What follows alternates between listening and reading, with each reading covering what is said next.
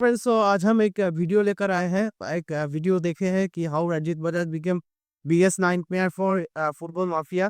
AKTK नाम के एक जो यूट्यूबर ये बनाया है, इसमें ये क्या बोलते हैं पहले हम देखते हैं, उसके बाद आंसर देते हैं।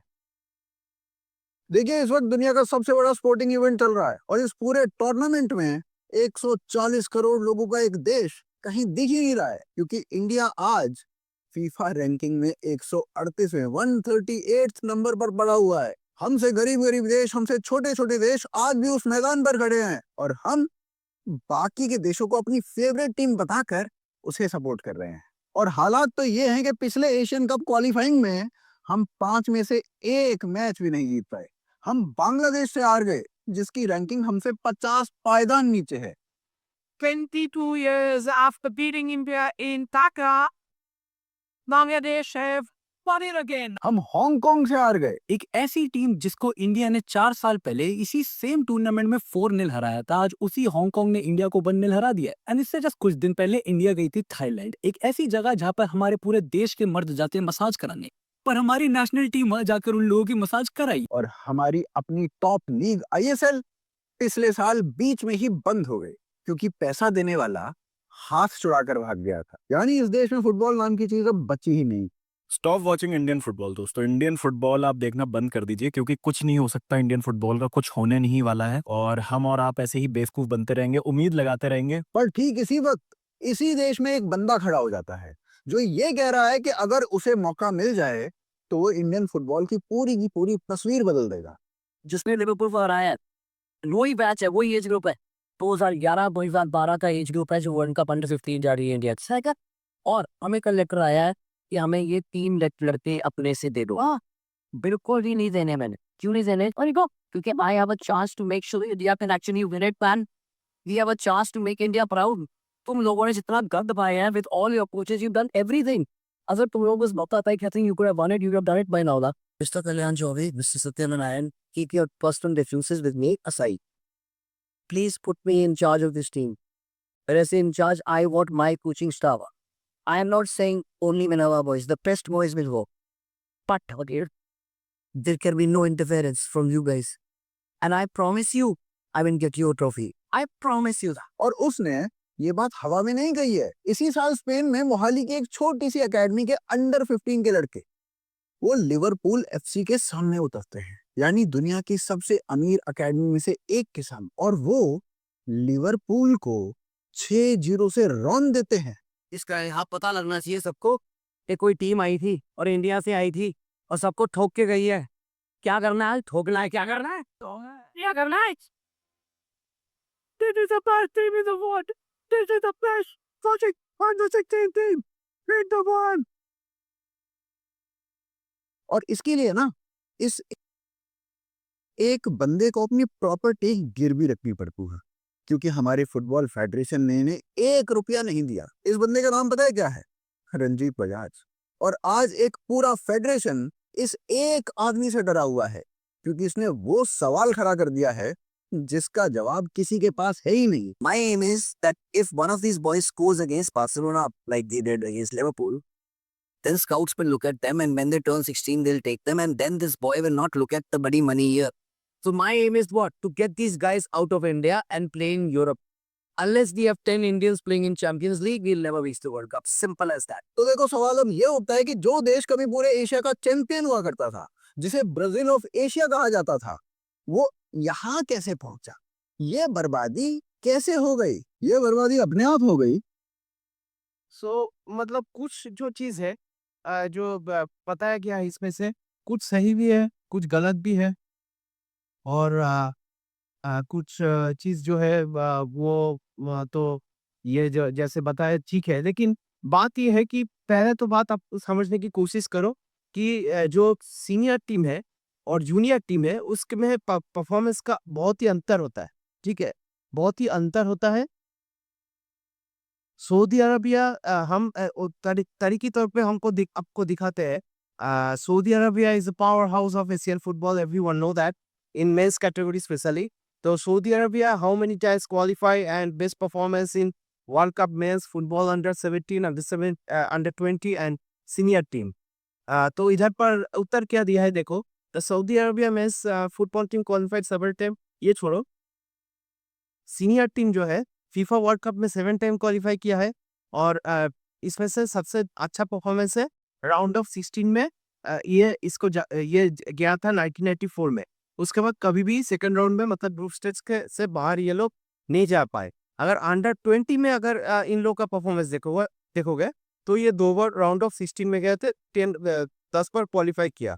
अगर अंडर 17 में देखोगे तो ये 4 बार हालांकि गया है लेकिन चैंपियन हुआ था 1989 में। तो आपको क्या इससे समझ में आ रहा है कि सीनियर टीम बहुत ही हार्ड कंपटीशन होता है एज कम्पेयर टू अंडर 17 और अंडर 20 जो बच्चा का लीग होता है उसके उससे।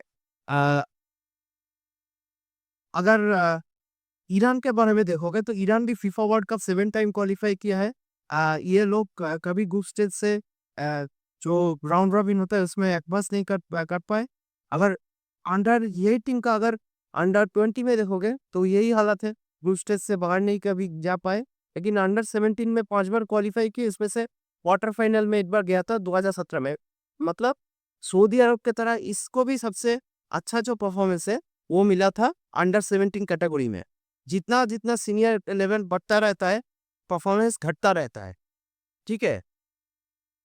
अगर हम सबसे ज़्यादा जो अच्छा जो टीम परफॉर्म करते हैं एशिया में वो है जापान। अगर जापान के परफॉर्मेंस देखें तो सीनियर टीम में ये राउंड रॉबिन से मतलब राउंड जो ग्रुप स्टेज है ग्रुप स्टेज क्वालिफाई करके ये 5 बार क्वालिफाई करे। अभी टीम बढ़ गया है 32 से 48 हो गया है, इसीलिए इसको जो ये ईयर है इस साल में इसको राउंड ऑफ 32 से बाहर का रास्ता देखना पड़ा। लेकिन ये राउंड जो जो फर्स्ट राउंड जो ग्रुप स्टेज जो है वो ये 5 बार क्वालिफाई कर चुके हैं इंक्लूडिंग 2026। अगर बैक टू बैक देखें तो 2018, 2022, 2026 3 बार ये ग्रुप से क्वालिफाई किए हैं। ये अब ऐसे मतलब कंसिस्टेंट अच्छा परफॉर्मर आपको एशिया में नहीं मिलेगा। अगर अंडर 20 वर्ल्ड कप में के बारे में बात करें तो ये लोग रनर्स अप तक हुए थे, ठीक है। अंडर 17 के बारे में बात करें तो ये क्वार्टर फाइनल में 3 मर्तबा जा चुके हैं। तो इसका भी अगर तरीकी तौर पे देखोगे तो सबसे पूरा परफॉर्मेंस है जो सीनियर टीम है उसमें, ठीक है। जूनियर टीम में ये लोग भी बहुत अच्छा परफॉर्मेंस करते हैं। तो जूनियर टीम और सीनियर टीम में बहुत अंतर होता है, ठीक है। वैसे तो एक चीज़ अच्छा है कि जो रंजीत बजाज जी है वो कोशिश कर रहे हैं कि जो इंडियन फुटबॉलर है उसको बाहर में भेजा जाए। लेकिन बाहर में तो अभी किसी किसी से कॉल नहीं आया है। हम अभी तक नहीं सुने हैं कि कोई जो है कि जो पंजाब मिनार्वा पंजाब एफसी से कोई बंदा मतलब यूरोप में खेलने गए हैं। हाँ, हम तो नहीं सुने हैं, ठीक है। और ये रहा रहा पहला बात। और दूसरा बात है और जो टाना कप है ये जो कप खेल रहा है ये ईस्ट बंगाल में बहुत सारे बार खेल चुके हैं, ठीक है। बहुत हम जब छोटे थे ये सब बहुत बार सुनते थे लेकिन किसी किसी ने इसको मतलब जो ये जो टीम है इसको नहीं बुलाया। एक था क्या क्या नाम था, क्या पाल था इसका नाम, इसको जर्मनी से बुलाया गया था। अभी दिल्ली सुदेवा दिल्ली में खेल रहा है। तो यही है हालत, ठीक है। अगर हम यूथ लीग के बारे में बात करें, देख रहे हो कि सबसे अच्छा जो था 2012 से हम अगर देखेंगे तो पुणे चैंपियन हुआ था। अगर आप जानते नहीं हो कि पुणे जो है लिवरपूल एफसी इंटरनेशनल एकेडमी से स्टार्ट किया था। इन लोगों का भी एक उम्दा थॉट था कि मतलब they gonna perform well, okay. जो डीएसके शिवाजियंस के साथ लिवरपूल जो डीएसके शिवाजियंस एक्चुअली पुणे एफसी का ओनर थे जो आई लीग में खेलता था। तो ये लिवरपूल एफसी से टाई अप किया था। लाल रेंज वाला जो छांगटे जो है ये इसी एकेडमी का प्रोडक्ट है, ठीक है। इसी एकेडमी से पास किया है। तो पुणे एफसी 2 बार चैंपियन। उसके बाद टाटा फुटबॉलर एकेडमी, ये तो आप जानते हो जमशेद जी जो टाटा स्टील है चलाते हैं जमशेदपुर में। उसके बाद एआईएफ एफिलिएट एकेडमी। अब इसका भी इतिहास बहुत बड़ा है, हम बाद में बात करेंगे। ये एआईएफ एफिलिएट एकेडमी तैयार किया गया था 2017 जो वर्ल्ड कप है उसके वो उसमें खेलने के लिए। अगर देखोगे तो जो एआईएफ एफिलिएट एकेडमी का जो अंडर 17 टीम है वो नॉर्वे से हार चुका था 2016 में। वर्ल्ड कप का स्क्वाड था 2-0 से हार चुका था। उसमें मैच में हॉलैंड खेले थे। हॉलैंड सॉरी नहीं, हॉलैंड नहीं, हालैंड खेले थे जो नॉर्वे का इस वर्ल्ड कप में भी वो बंदा है। और ईपीएल का अभी लास्ट सीजन जो था इंग्लिश प्रीमियर लीग का, वो टॉप स्कोरर था, ठीक है। तो वो बंदा भी खेला था, एक गोल भी किया था। और उसके बाद जो है वीसीएस जूनियर, वो भी जो है अब खोल के देख सकते हो, बिग्स कप ऑफ नेशन 2016 या 2017 में हुआ था, वो भी आया था गोवा में। गोवा था तो इंडिया लास्ट में फिनिश किया था। इंडिया का जो वर्ल्ड कप टीम था, तो इंडिया लास्ट में फिनिश किया था ग्रुप में। और बीसीएस जूनियर आया था, ठीक है। बीसीएस जूनियर गोल किया था इंडिया के अगेंस्ट में, ठीक है। इंडिया के अगेंस्ट में और भी एक बंदा गोल किया था, वो था मार्कोस एंटोनियो, ठीक है। मार्कोस एंटोनियो ने गोल किया था। देखोगे अगर मार्कोस एंटोनियो के प्रोफाइल चेक करोगे आप, ये also represent 2017 under 17 world cup back in India and scored goals against Honduras. ये तो मतलब दिखा रहा है जो वर्ल्ड कप हुआ था, लेकिन जो बिग्स कप ऑफ नेशन हुआ था उसमें भी ये खेला था। उसमें कोमल थटल इंडिया के लिए गोल किया था, एक कुंडा गोल किया था, और इंडिया 3-1 से हार गया था। ये भी बंदा था, ये गोल किया था। और एक बंदा उस मैच में गोल किया था, उसका नाम है ब्रेनर, ये भी इंडिया के अगेंस्ट खेला था, ठीक है। ब्रिक्स कप ऑपरेशन 2016-17 में खेला था ये।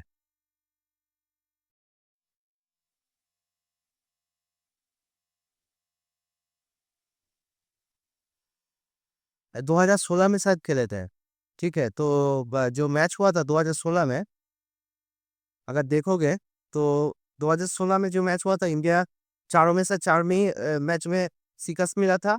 तो इसमें से जो ब्राजील का मैच था, हाँ ब्राजील का लास्ट मैच था एकदम, ये देखिए थटाल गोल किया था, कोमल थटाल इंडिया के लिए। ये बर्नर से गोल किया था, जैसे पहले ही बोले।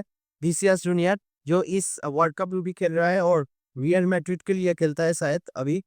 रियल मैड्रिड के लिए खेलता है। 242 मैच में 77 गोल किए हैं कुल। ब्राजील के लिए 54 मैच खेले, 13 गोल किया है। तो वो भी इस मैच में गोल किया था। तो ये था एआईएफ एलीट अकेडमी। हालांकि एआईएफ एलीट अकेडमी बहुत कोशिश किया, लेकिन अब इंडिया का टीम बढ़ नहीं पाया। काहे बढ़ नहीं पाया? क्योंकि इंडिया में फॉरेनर के ऊपर बहुत प्रायोरिटी दिया जाता है। अगर आप देखोगे लास्ट जो सीजन था आईएसएल का, ये था लास्ट सीजन 2025-2026 आईएसएल। तो इसमें अगर गोल स्कोरर देखोगे, तो गोल स्कोरर में आपको सिर्फ एक इंडियन या दो इंडियन मिलेंगे। रायन विलियम तो लास्ट ईयर ऑस्ट्रेलिया का पासपोर्ट होल्डर था, इसीलिए इसका ऑस्ट्रेलियन ही मानेंगे। तो दो आपको मतलब टॉप गोल स्कोरर मिलेगा। गोल स्कोरर कितना है? 1 2 3 4 5 6 7 8 9 10 11, 11 में से सिर्फ दो इंडियन मिलेगा आपको, जो टॉप 10 में था गोल स्कोरिंग में, टॉप 6 में था वो स्कोरिंग में। उसमें से 11 नाम में से 2 नाम आपको इंडिया का मिलेगा। क्योंकि ज़्यादातर जो टीम है, ज़्यादातर नहीं मतलब सभी टीम क्या करते हैं, स्ट्राइकिंग पोजीशन जो बहुत इंपॉर्टेंट है, क्रूशियल है, उसमें कोई जेमी मैकलेरन को लेकर आता है, कोई दिमित्री पेट्रातस को लेकर आता है। मतलब सेकेंडरी स्ट्राइकर के लिए भी ये लोग इंडियन स्ट्राइकर नहीं खिलाते हैं। तो आप क्या से एक्सपेक्ट करोगे कि ये बंदा अगर इंटरनेशनल स्टेज में जाए तो बोल करे? ये डोमेस्टिक स्क्वाड में ही इसको चांस नहीं मिलता, तो इंटरनेशनल स्पोर्ट में क्या कैसे चांस मिलेगा? कोच क्या करते हैं, कोच विंगर जो है, जैसे कि बहुत सारा विंगर है, जैसे छांगते छांगते स्ट्राइकर नहीं है। ये बंदा स्ट्राइकर नहीं, ये विंगर है, ठीक है। ये इसको स्ट्राइकर आप नहीं देख सकते, ठीक है। देखिए विंगर है, ये विंगर इंडिया का टॉप गोल स्कोरर है। तो स्ट्राइकर कहाँ पर है भाई?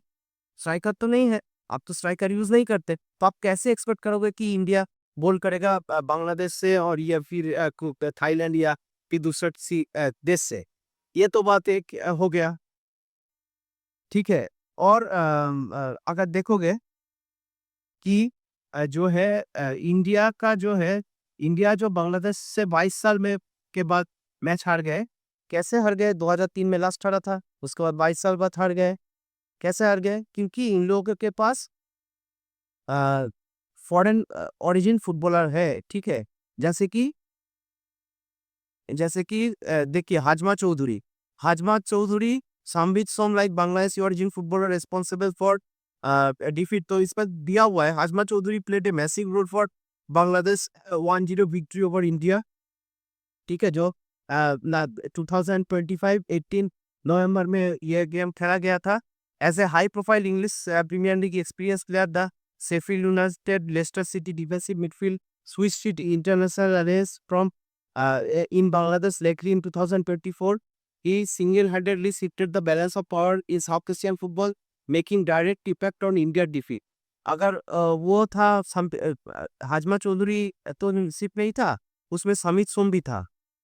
समित सोम कौन है?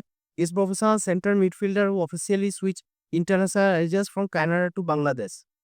ठीक है, ये मेजर लीग सॉकर में भी खेले हैं और कैनेडियन प्रीमियर लीग भी खेले और कैनेडियन नेशनल टीम में भी खेले हैं. अगर आप इसका प्रोफाइल चेक करोगे तो role in Indian beat alongside हाजमा चौधरी सोम pieces completely altered the tactical dynamic of Bangladesh national squad.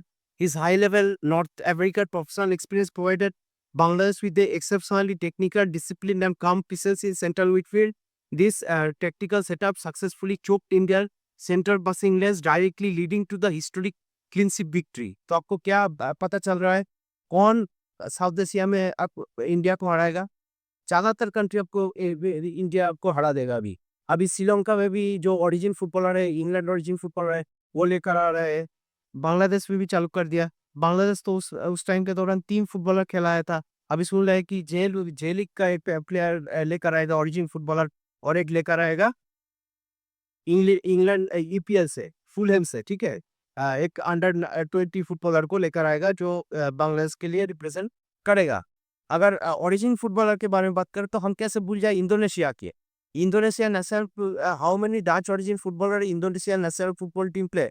हम तो मतलब देखकर आप चौंक जाओगे कि सुनकर आप चौंक जाओगे कि और जानकर भी चौंक जाओगे कि मतलब सऊदी अरेबिया ऑलमोस्ट अनक्वालिफाइड इन वर्ल्ड कप 2026. ठीक है, सऊदी अरब को ये हरा दिया था जकार्ता में और ऑस्ट्रेलिया का साथ भी ये ड्रॉ किया था. अगर एग्रेसिव ये मतलब प्ले नहीं करते फाइनल राउंड में जीतने के लिए प्ले नहीं करते, अगर मतलब ड्रॉ भी कर लेते ऑस्ट्रेलिया से जो नहीं हुआ. ऑस्ट्रेलिया में ये इंडोनेशिया 5-0 से 5-0 से हार गया एग्रेसिव खेल के. अगर ड्रॉ करते थे पहले जैसे खेले थे तब ये क्वालिफाई कर जाता. सऊदी अरब क्वालिफाई ना कर पाता. तो इंडोनेशिया नेशनल फुटबॉल टीम क्या किया? Features more than 15 Dutch born and Dutch origin footballers. समझ सकते हो, ये पूरा डच का जो रिजर्व स्क्वाड है वही उतर दिया फील्ड पे. The footballers of Indonesia has actively utilize passport and neutralize strategy to recruit Indo players, individual born in Netherlands who hold verified Indonesian ancestry to parents or grandparents. ठीक है, इसमें से आपको मिल जाएगा कितना इन लोगों का प्लेयर है जो फॉरेन में जन्मा हुए हैं. ये लोग इंडोनेशिया भी नहीं जन्मे हैं. इन लोग का पिता माता शायद इंडोनेशिया का है ओरिजिन का. और ये लोग ईपीएल में, कोई इटाली में, कोई फ्रांस में, कोई नेदरलैंड्स में खेलते हैं. तो इसमें से सबसे ज़्यादा जो अच्छा प्रोफाइल है ये थॉम हाई का. हाई जो अगर आप देखोगे ये टच का टॉप लीग में करीब 10 साल से खेल रहा है. इसका एक्सपीरियंस भी बहुत ज़्यादा है. तो ये जो है तो अगर आप देखोगे तो इंडोनेशिया क्या किया था. इंडोनेशिया तो पहले 175 में रैंक करता था. वो बढ़ के इतना मैच जीते कि 174 से क्लाइम होके इन लोगों का रैंकिंग 122 में चला गया. तो आप देख सकते हो कि जो वर्ल्ड कप क्वालिफायर था last year, Indonesia shock Saudi Arabia in world cup qualifier. Indonesia shock Saudi Arabia with 2-0 win in Jakarta group C of Asian qualifier in world cup. तो आप क्या देख रहे हो, फॉरेन जो फुटबॉलर है origin का इम्पैक्ट. अगर आप देखोगे अभी भी इंडोनेशियन स्क्वाड में झांक कर देखोगे, इन लोगों का टीम में करीब 6 या 7 बंदा है जो यूरोप का टॉप लीग में खेलता है. कोई सीरी ए में खेलता है, कोई फ्रेंच लीग 1 में खेलता है, कोई डच लीग में खेलता है. समझ में रहे हो ना बात. तो अगर आप बहुत प्रैक्टिस भी करोगे, रंजीत बजाज का टीम प्रैक्टिस करेगा बहुत, तो बढ़ पाएगा क्या? मुझे तो नहीं लगता. क्योंकि इंडिया जो अंडर 16 टीम है वो बहुत अच्छा परफॉर्मेंस करते हैं. एक बार तो 2022 या 21 में शायद क्वार्टर फाइनल में भी चले गए थे, अंडर 16 एएफसी एशियन कप जो हुआ था। उसमें से शायद क्वार्टर फाइनल में साउथ कोरिया के साथ हार गया। अगर नहीं हारता तो उस मैच जीत जाता तो India under 17 qualify world cup में क्वालीफाई कर जाता बॉयज़ के लिए। पहले बार through merit, not not as a host, ठीक है? तो वो नहीं हुआ। तो इंडिया जूनियर टीम में अच्छा परफॉर्मेंस करते हैं, लेकिन सीनियर टीम का जब सवाल आता है, तो बहुत सारा चीज़ आ जाता है, जैसे कि न्यूट्रलाइज़ेशन, इसलिए इंडिया टिक नहीं पाता है, ठीक है? यही हम बोलना चाहते हैं। तो वीडियो कैसा लगा कमेंट सेक्शन में कमेंट करके ज़रूर बताइएगा, ठीक है? आज के लिए इतना ही।